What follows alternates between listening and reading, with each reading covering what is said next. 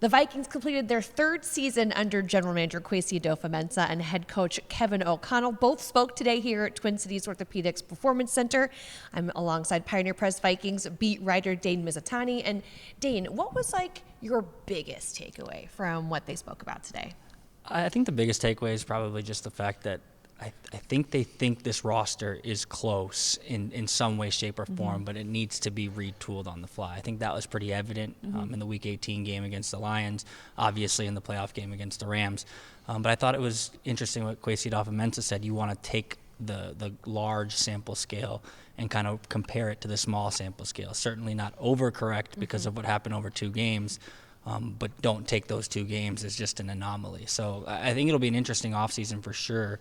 But I don't think they're necessarily overreacting to just 2 losses, definitely clunkers, but 2 losses at the end of the year. So when you say the big versus the small, you mean the 14 wins versus the 4 losses to 2 teams. So I thought it was interesting, Kevin O'Connell speaking about how he may have been watching that last game a little bit too much, calling it unhealthy at times.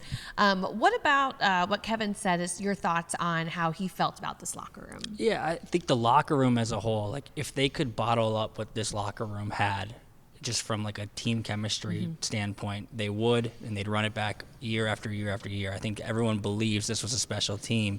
Obviously didn't get over the hump and do what they wanted to do, but how it was constructed and what they did day in, day out, they loved the chemistry of this team. But when you look at the roster itself, I think the game against the Lions and the game against the Rams late in the season, and even earlier in the season, it's the only 2 teams they lost to, showed what they need to improve on. So I think it gives them a kind of a baseline of how they go into the offseason, what they want to work on, and then they'll kind of go from there. But, yeah, it was pretty funny to listen to him talk about that last game. He was a little bit candid. Said, I think it's unhealthy how much I've watched the tapes. So.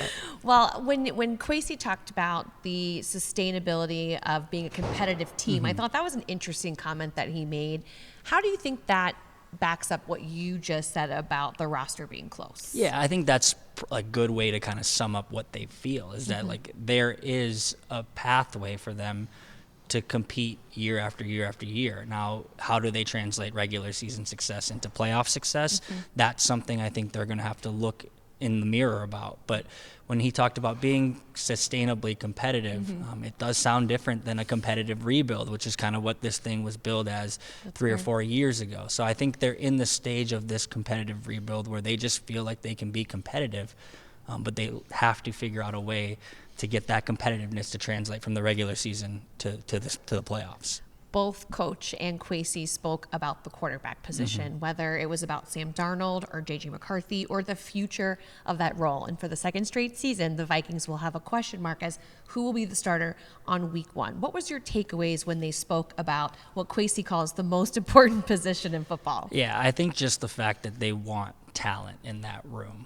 I think everyone, definitely myself, definitely the other reporters in this room, I think the fan base wanted to walk out of today knowing if they were going to run it back with Sam Darnold or not.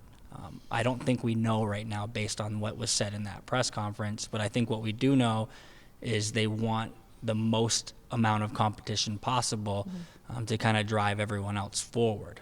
I don't know if that means J.J. McCarthy is QB1 next year or not. I don't know if that means Sam Darnold will be back or not.